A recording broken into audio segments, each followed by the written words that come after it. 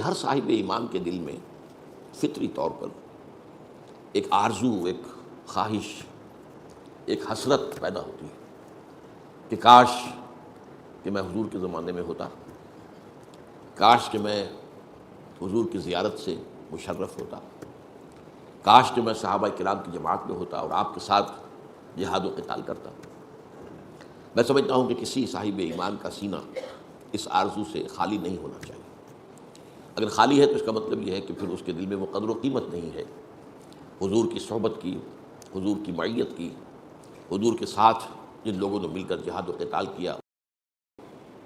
لیکن یہ کہ میں اس سلسلے میں پہلے تو ایک وارننگ، ایک تنبیہ دینا چاہتا ہوں کہ ہمیں یہ سوچنا چاہیے کہ ہم کچھ نہیں کہہ سکتے کہ ہم اس دور میں ہوتے تو کہاں کھڑے ہوتے۔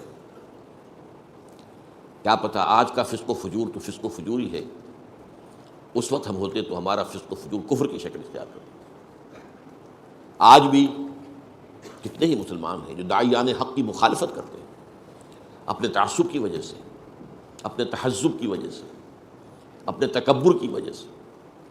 اگر وہ اس وقت ہوتے تو ابو جہل اور ابو لہب کے صف میں کھڑے ہوتے۔ تو سوچنے کی بات ہے۔ آج ہو سکتا ہے کہ ہم میں سے بہت سو کے دلوں میں نفاق ہو، لیکن اس وقت ہوتے تو نفاق کا پردہ چاک ہو جاتا اور ہم ننگے کر دیے گئے ہوتے۔ اس وقت تو یہ ہے کہ اس پر پردہ پڑا ہوا، اس لیے کہ ظاہر بات ہے کہ حضور کے بعد کسی شخص کو یہ حق نہیں ہے کہ کسی بھی شخص کو منافق قرار دے سکے۔ یہ معاملہ حضور کا خاص ہے، تو بڑے رسک ہیں۔ ایک بڑا پیارا شعر ہے فارسی کا کہ تمام جو علم ہے اس کا جو خلاصہ ہے وہ کیا ہے کہ دانی من کیم در یوم دی، جان جملہ علم ہا ای نستوئی۔ ہر تمام علوم کی جان یہ ہے کہ بے دانی من کیم در یوم دی، کہ تجھے یہ معلوم ہو جائے کہ قیامت کے دن میں کہاں کھڑا ہوں گا، اصحاب الشمال میں ہوں گا، اصحاب الیمین میں ہوں گا، کیا کوئی امکان مقربین میں شامل ہونے کا بھی ہے، کچھ پتہ نہیں۔ لیکن یہ کہ انسان کا دل اس کو بتا دیتا ہے۔ بل الانسان علی نفسہ بصیرہ ولو القی معاذیرہ، انسان کا دل اسے بتا دیتا ہے کہ میں کہاں کھڑا ہوں۔ لیکن بہرحال ہم کسی پر کوئی حکم نہیں لگا سکتے۔ تو پہلی تو یہ تنبیہ کہ یہ چیز جہاں اس کا وہ مثبت پہلو ہے ہماری محبت کا تقاضا اور حضور کے شرف صحبت کا قدر و قیمت کا اندازہ، تو وہ ٹھیک ہے اپنی جگہ پر، لیکن ساتھ ہی اس کے ساتھ یہ وارننگ بھی رہنی چاہیے کہ ہم یہ سوچیں کہ ہم اس وقت ہوتے تو کہاں کھڑے ہوتے، کس صف میں ہوتے۔ بہرحال ایک دوسری اس کے ساتھ جو بشارت ہے، جس کے لیے میں نے آج خاص طور پر جو بشارت کا موضوع ہے وہ ہے میرا موضوع، میں نے صرف یہ کہ تمہیداً وہ تنبیہ بھی آپ کے سامنے رکھ دی ہے۔ اس بشارت کے اعتبار سے میں نے سب سے پہلے تو آپ کو سنائی ہے آیات سورہ واقعہ کی، نقشہ کھینچا گیا ہے، اور وہ جو ابھی میں نے آپ کو شعر سنایا کہ جان جملہ علم ہا ای نستوئیں، کہ بیدانی من کیم در یوم دین، یہ گویا کہ اس کی قرآن مجید کی طرف سے تشریح ہو رہی ہے۔ اذا وقعت الواقعہ، جب ہو پڑے گی وہ ہو پڑنے والی یعنی قیامت، لیس لوقعتہا کاذبہ، اس کے وقوع پذیر ہونے میں نہ ابھی کوئی شک اور جھوٹ ہے، نہ اس وقت کوئی شک اور جھوٹ رہے گا، اس وقت تو کھل جائے گی بات، کون انکار کرے گا پھر، ابھی تو انکار کرنے والے ہیں۔ خافضۃ الرافعہ، اور وہ جو ہوگی وہ کچھ پست کرنے والی بھی ہوگی، اٹھانے والی بھی ہوگی، کچھ لوگوں کو پستی میں دھکیل دے گی وہ قیامت، اور کچھ لوگوں کو بلندیوں پر فائز کر دے گی۔ کچھ ہوں گے ظاہر بات ہے انبیاء، رسل، صدیقین، شہداء، صالحین، وہ رافعہ ہوگی قیامت ان کے لیے، ان کے درجات کو، بلندی کو ظاہر کرنے والی ہوگی، ان کا مقام و مرتبہ اس وقت منکشف ہو جائے گا۔ اور خافضہ فساق و فجار، کفار، منافقین، مشرکین کو گرا دینے والی ہوگی۔ اب اس کے بارے میں فرمایا اذا رجت الارض رجا، جس دن زمین کپ کپا دی جائے گی جیسے کہ کپ کپایا جاتا ہے، وبست الجبال بسا، اور پہاڑ ریزہ ریزہ کر دیے جائیں گے توڑ پھوڑ کر، فکانت ہباء منبثا، اور وہ ہو جائیں گے غبار، منتشر غبار، پھیلا ہوا غبار، یہ پہاڑ، یہ چٹانیں غبار کی صورت ہو جائے گی۔ وکنتم ازواجا ثلاثا، اور تم تین گروہوں میں تقسیم ہو جاؤ گے۔ یہ ہے اصل جس کے لیے کہ میں نے یہ آیات آج پڑھی۔ وہ ازواج ثلاثہ کیا ہے؟ فاصحاب المیمنۃ ما اصحاب المیمنہ، تو ایک تو ہوں گے داہنے والے یا برکتوں والے، یمن کے معنی برکت بھی ہے، برکت، یہ دایاں ہاتھ جو ہے یمین کے حوالے سے کہتے ہیں، اچھے کاموں کے لیے اس کو وقت کرنا ہے، تو وہ کچھ تو ہوں گے داہنے والے، اور کیا شان ہوگی ان کی داہنے والوں کی۔ وَأَصْحَابُ الْمَشْأَمَةِ مَا أَصْحَابُ الْمَشْأَمَةِ، اور کچھ ہوں گے بدبختی والے، اور کیا برا حال ہوگا ان بدبختی والوں کا۔ وَالسَّابِقُونَ السَّابِقُونَ، اور ہوں گے سبقت کر لے جانے والے، آگے بڑھ جانے والے، جو کہ یقیناً آگے بڑھ جانے والے ہوں گے۔ اولئک المقربون، وہ ہوں گے مقربین بارگاہ رب، فی جنات النعیم، وہ نعمتوں والی جنتوں میں ہوں گے۔ ثلۃ من الاولین وقلیل من الآخرین، وہ پہلوں میں سے تو بڑی کثیر تعداد میں ہوں گے، پچھلوں میں کم تعداد میں ہوں گے۔ اس کے بعد لمبی بات ہے، اصحاب المیمنہ کے بارے میں فرمایا گیا، اصحاب الیمین بھی انہیں کہا گیا آگے چل کر۔ ثلۃ من الاولین وثلۃ من الآخرین، وہ جو دوسرے درجے کے لوگ ہوں گے وہ پہلوں میں بھی کثیر ہوں گے، بعد والوں میں بھی کثیر ہوں گے۔ یہی بات سورہ رحمان میں ایک اور انداز میں آئی ہے، اور اکثر لوگوں نے اسے اس انداز میں سمجھا نہیں، ترتیب مختلف ہے۔ اس سورہ مبارکہ کے اور سورہ رحمان کے مضامین کی ترتیب کے بارے میں نے جب درس دیا ان صورتوں کا تفسیری، تو میں نے بیان کیا ہے کہ ان کی ترتیب ایک مرر امیج کی طرح ہے۔ مرر امیج، آپ جب کھڑے ہوں گے آئینے کے سامنے، آپ کا بایاں ہاتھ وہاں دایاں نظر آ رہا ہوگا اور دانا وہاں بایاں نظر آئے گا، اس کو مرر امیج کہتے ہیں۔ آج کل مکان بنائے جاتے ہیں نا، ڈپلیکس، دو مکان ہیں بالکل ایک جیسے، دونوں کو سروں کے اوپر گیراج، پھر یہ کہ دونوں کے کچھ برآمدے، پھر دونوں کے ڈرائنگ روم، وہ آپس میں جڑے ہوئے، تو یہ مرر امیج ہے۔ اگر ان کو یوں لا کر اگر جوڑا جا سکے تو وہ ایک دوسرے کے ساتھ کانگروئنٹ ہوں گے، ڈرائنگ روم کے ساتھ سامنے آ جائے گا، اور جو گیراج ہے وہ گیراج کے سامنے آ جائے گا۔ تو سورہ واقعہ میں تو یہ ہے کہ مقربون کا ذکر پہلے ہے، پھر اصحاب الیمین کا یا اصحاب المیمنہ کا، پھر اصحاب الشمال یا اصحاب المشأمہ۔ سورہ رحمان میں جو اس سے پہلے ہے، بالکل جوڑا ہے یہ آپس میں، پہلے ذکر ہے جہنمیوں کا، اصحاب الشمال کا، پھر ذکر ہے اصحاب الیمین کا۔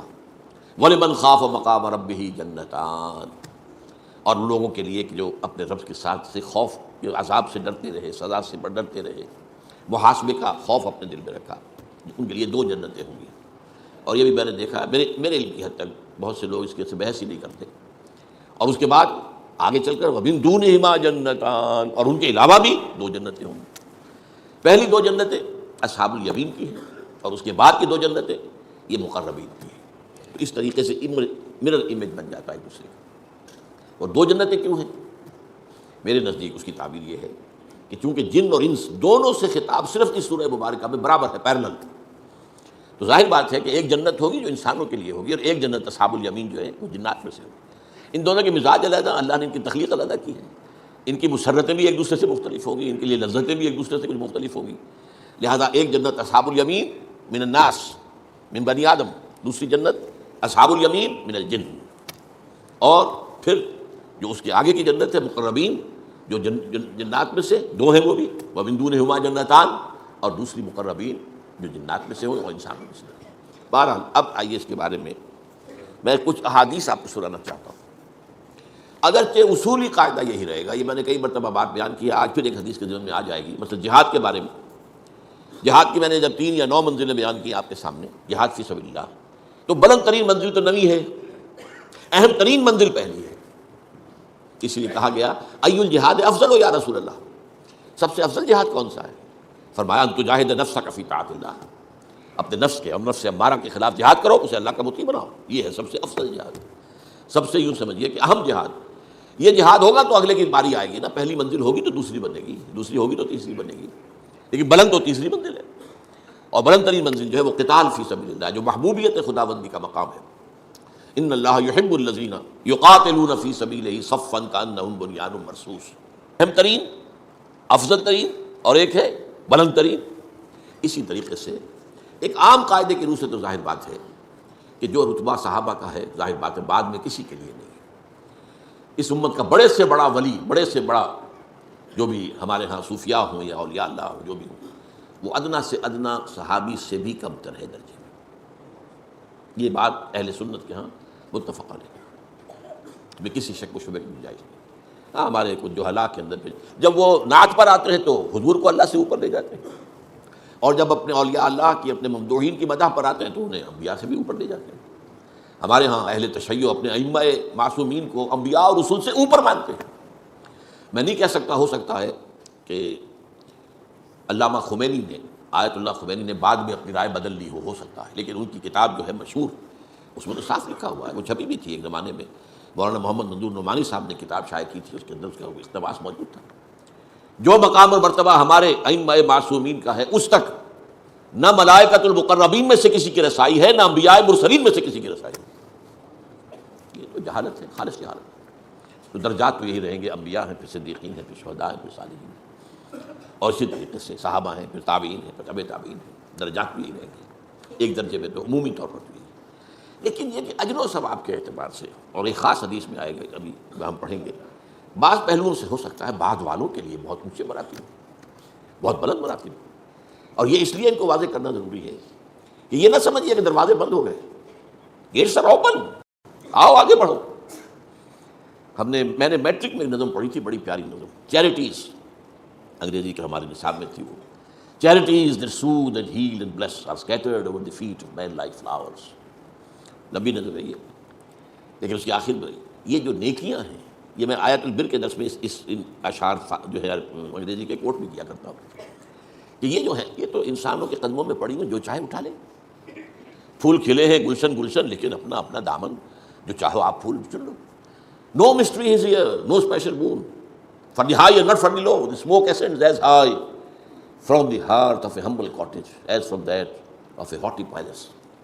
یہاں اللہ تعالیٰ کی طرف سے یہ نہیں ہے کہ کسی کو اونچائی کا مرتبہ بس ایڈ کر دیا گیا اور دوسرا جو ہے محروم کر دیا گیا، نہیں، بڑی پیاری تشبیہ دی ہے۔ دھواں بالکل برابر اٹھتا ہے اوپر، چاہے جھونپڑی کا چولہا اس سے بھی، اور کسی محل کے کچن کا جو ہے ہاٹی پیلس جو ہے، اگر اس کے کچن سے بھی دھواں اٹھے گا وہ بھی اسی طرح اوپر جائے گا۔ اس اعتبار سے مقامات بلند بند نہیں ہے، لیکن یہ اپنی اپنی ہمت ہے، اپنا اپنا فیصلہ ہے، اپنی اپنی ترجیحات ہیں۔ کیا تعین کیا، بل تؤثرون الحیات الدنیا والآخرۃ خیر وابقیٰ، یہ تو تم ہو جنہوں نے دنیا کی زندگی کو ترجیح دی ہے۔ ہر شخص جائزہ لے، میں کس چیز کو ترجیح دے رہا ہوں، دنیا کی زندگی کو ترجیح دی ہے یا آخرت کی زندگی؟ اور اس کو اگر دیکھنا ہو، لٹمس ٹیسٹ کیا ہے؟ لٹمس ٹیسٹ آپ اولاد میں دیکھیے کہ آپ ان کو کس طرح پر تربیت دے رہے ہیں، کیا بنانا چاہتے ہیں اولاد کو، سی ایس پی آفیسر بنانا چاہتے ہیں، کچھ اور بنانا چاہتے ہیں، سی اے کرانا چاہتے ہیں، یا آپ اسے دین کا خادم بنانا چاہتے ہیں، دین کا علم دینا چاہتے ہیں۔ اسی سے آپ کی پرائرٹیز تو معین ہو گئی، معلوم ہو گیا، لٹمس ٹیسٹ ہے، ہر شخص زیادہ لے لیں۔ اس حوالے سے تو تب بشارت کیا ہے کہ اونچے مقامات اور اونچے درجات بند نہیں ہو گئے، کھلے ہوئے، اپنی اپنی ہمت کے مطابق۔ جیسے کہتے ہیں جتنا گڑ ڈالیں گے اتنا میٹھا ہوگا، جتنی محنت کریں گے۔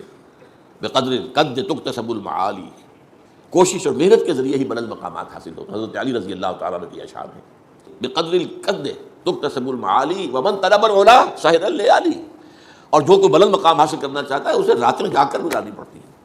سی ایس پی کرنی ہے تو پھر اس کے لیے بھی محنت، اور راتوں کو جاگیں گے، burning mid night oil lamp جو ہے وہ آپ کریں گے کہ نہیں کریں گے؟